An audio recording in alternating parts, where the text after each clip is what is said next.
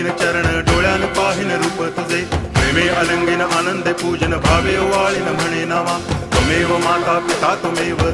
बंधुश्च सखा त्वमेव विद्या तरुणं त्वमेव सर्वं मम देव कायेन वाचा मनसेन्द्रियैर्वा बुद्ध्यात्मना वा प्रकृति स्वभावात् करोमि यद्यत् सकलं परस्मै नारायणायति समर्पयामि अच्युतं केशवं रामनारायणं कृष्णदामोदरं वासुदेवं हरि गिरिधरं माधवं गोपिकावल्लभं जानकीनायकं रामचन्द्रं भजे हरे राम